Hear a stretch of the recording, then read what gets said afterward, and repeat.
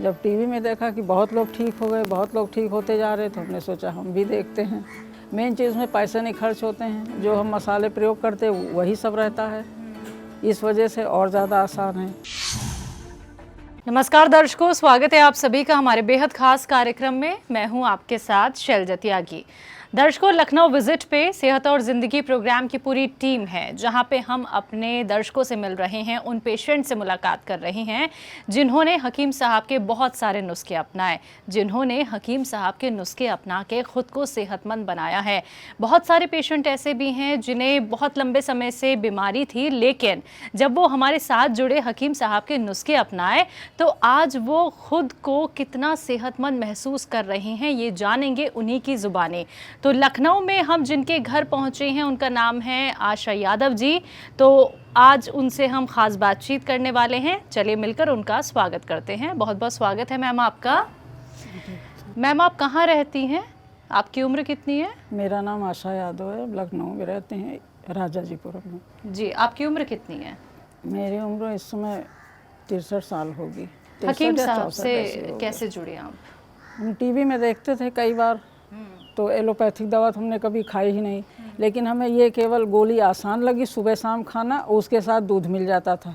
इस वजह से हम कोशिश करके पहले हमने दिल्ली फ़ोन किया, वहाँ से हम बात किए। बीमारी क्या थी आप? हमें जोड़ों का दर्द था, घुटने में तकलीफ था, बैठ कितने नहीं सालों पाते। पुराना दर्द ये था? करीब 7-8 साल हो गया। 7-8 साल। हाँ, धीरे धीरे धीरे जब ज़्यादा हो गया तब हमने फिर फ़ोन किया। वैसे तकलीफ थी, फिर फ़ोन किया, वहाँ से 2 डिब्बे आए थे, पहले वो खाया। किस उससे चीज़ के आए थे डिब्बे? ये एक आया था आर केयर था और एक बम्बू प्लस था, 2।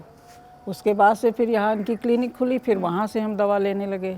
पहली बार जो क्लिनिक खुली थी वहाँ से उन्होंने फ़ोन करके बताया था कि वहाँ पे खुली, फिर हम वहाँ से ले आए दवा। फिर हमें फ़ायदा, फिर हम करीब 1 साल दवा किए, फिर हमें बिल्कुल आराम हो गया। मेरे घुटनों में इतनी सूजन थी, बैठ नहीं पाते थे बिल्कुल, लेकिन अब पूरी तरह घुटना नॉर्मल है और कोई दिक्कत नहीं है अब। सीढ़ियाँ चढ़ लेती हैं, उतर लेती हैं आराम से? हाँ, चढ़ लेते कोई हैं। तकलीफ नहीं कोई है? तकलीफ नहीं है जी। और सबसे आसान है कि सुबह एक गोली खा लेते, एक गोली शाम को खा लेते, बस फुर्सत दिन भर की। जी जी जी। कोई तकलीफ नहीं है। और मैम, इससे पहले आप कितने डॉक्टर्स को दिखा चुकी होंगी अपने इस घुटने के लिए? होम्योपैथिक खिलाए थे 1-2 बार। 1-2 बार? हाँ, एलोपैथिक इतनी महंगी होती है कि हिम्मत नहीं पड़ती लेने की, इसलिए हम इसी में होम्योपैथिक लेते थे। उससे फिर ठीक नहीं हुआ, बराबर दर्द भी और स्वेलिंग भी सब बढ़ती जा रही थी। जब टीवी में देखा कि बहुत लोग ठीक हो गए, बहुत लोग ठीक होते जा रहे, तो हमने सोचा हम भी देखते हैं। बस ये ट्राई किया। तो हकीम साहब से जुड़कर आपको कैसा लगता है? हकीम साहब की बातें आपको कैसी लगती हैं? उनके नुस्खे आपको हमको कैसे बहुत लगते अच्छे हैं? लगते हैं। उनके नुस्खे जो बताते हैं, वो मेन चीज़ में पैसे नहीं खर्च होते हैं, जो हम मसाले प्रयोग करते हैं वही सब रहता है, इस वजह से और ज़्यादा आसान है कि अगर कोई कम पैसा किसी के पास है, कोई नहीं खर्चा कर सकता, नहीं फीस दे सकता, तो उसके लिए भी ये सही है कि अपना मसाला जो जीरा, धनिया, काली मिर्च आता है, इस्तेमाल हो जाता है। ये चीज़ है। तो घर में कोई नुस्खे बनाए हैं आपने हकीम साहब के? आपको हाँ, याद हो तो आप बताइए। चूरन बताया था एक बार। किस चीज़ के लिए? लड़की पेट के भी लिए? हाँ, लड़की भी वहीं से इलाज करती थी, लेकिन चूरन और जीरा और सौंफ का जो बताया था वो बना के रखे थे। अब इस समय तो कोई तकलीफ नहीं, तो चूरन का कोई मतलब नहीं है। जी जी। तो जैसा कि आशा जी, एक होता है ना कि मन में विश्वास आना बहुत ज़रूरी है कि हमें ये दवाई अगर इस्तेमाल करनी है तो करें या ना करें। जैसे आपने कहा कि आपने पहले भी बहुत सारे प्रोग्राम देखे हैं, आपने डॉक्टर भी बदले हैं, आपने अंग्रेज़ी दवाइयों का भी सेवन किया है, तो ये विश्वास कहाँ से आए कि अब मुझे हकीम साहब के नुस्खे अपनाने चाहिए? ये हम सबसे पहले 4 साल पहले, 5 साल हो गया, हम का देखते थे, तो हमने सोचा कि मंगा के हम भी देखते हैं। लेकिन उसमें दवा तो ठीक थी, कोई फ़ायदा भी था, लेकिन इतनी दवाएं थी उसमें। चूरन था, पीने की थी, हर 10-10 मिनट में 5-6 तरीके की दवा थी। इतना न होना मुश्किल हो जाता है, एक घर में काम करो फिर ध्यान लगाओ, नहीं हो पाता है। इस वजह से हमको ये सबसे आसान लगा कि सुबह एक गोली खाओ, शाम को एक गोली खाओ, बस। फिर हमने मंगा के देखा कि फ़ायदा होता है कि नहीं। पहले हमने ये सोच के मंगाया था। जी जी जी। तो बेटे ने कहा कि ठीक है मम्मी, अगर तुम्हें यही लगता है तो हम मंगा देते। उसने मंगाया, हमको फ़ायदा हो, उसके बाद से हम बराबर लेने लगे। जी। घर में कौन कौन है आपके? घर में 2 बेटे हैं, 2 बहुएँ हैं, 3 बेटियां हैं। एक बेटी एक्सपायर होगी, 2 बेटियां हैं। जी जी। किसी परेशानी का आपको सामना करना पड़ा आशा जी, जब आपको घुटनों की इतनी ज़्यादा तकलीफ़ थी, चलने फिरने में आप असमर्थ हो गई थी, या फिर कहीं जाने का मन नहीं करता था, आने का मन नहीं करता था, बेड पे ही रहने का मन करता था? बिल्कुल लेटे रहते थे, जी। बाथरूम नहीं बैठ पाते थे। बाथरूम की शिकायत हमको थी, बैठ नहीं पाते थे। बैठते थे तो जैसे दीवार दरवाजे पकड़ के बैठते थे, और जब उठते तो ज़मीन पकड़ के उठते थे लैट्रिन में, ये हाल था। ज़िंदगी अब कैसी लगती है पहले के मुकाबले? अब तो आसान लगती है, बाकी तो दवा ठीक है, आराम भी है।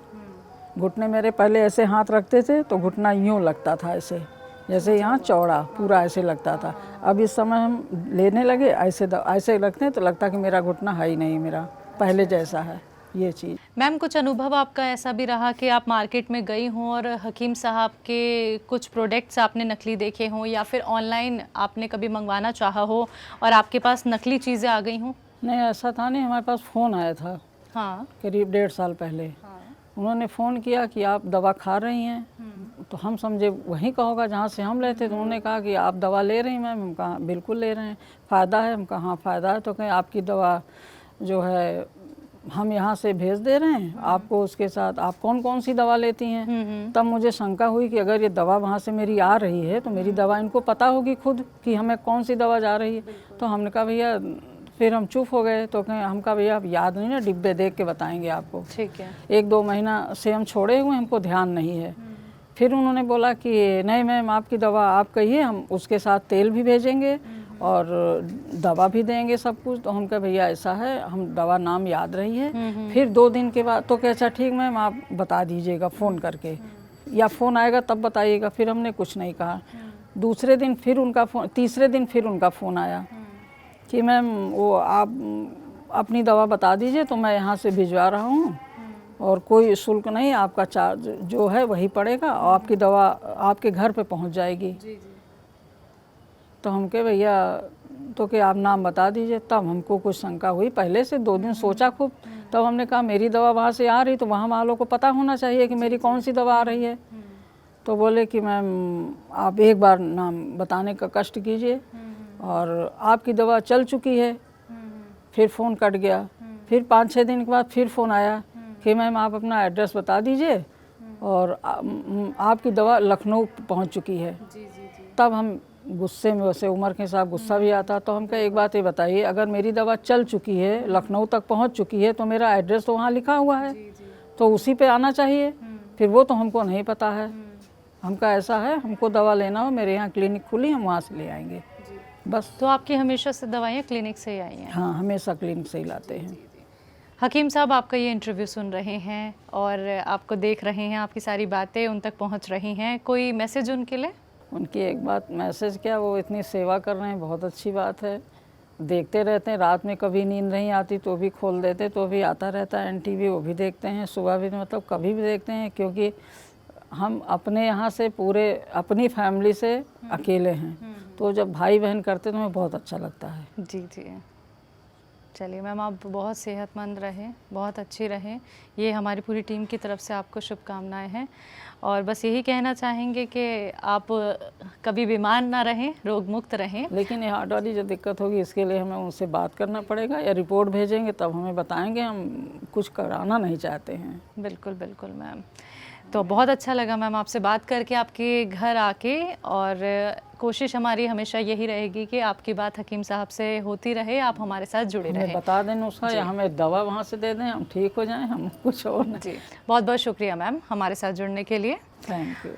दोस्तों, आप सभी ने सुना आशा यादव जी को, जो लखनऊ में रहती हैं, और हम यही आशा करते हैं कि ऐसे ही आप लोग भी हमारे साथ जुड़े रहें, अपने आप को सेहतमंद आप लोग ज़रूर बनाएं, क्योंकि खुद का ख्याल रखना बहुत ज़रूरी है।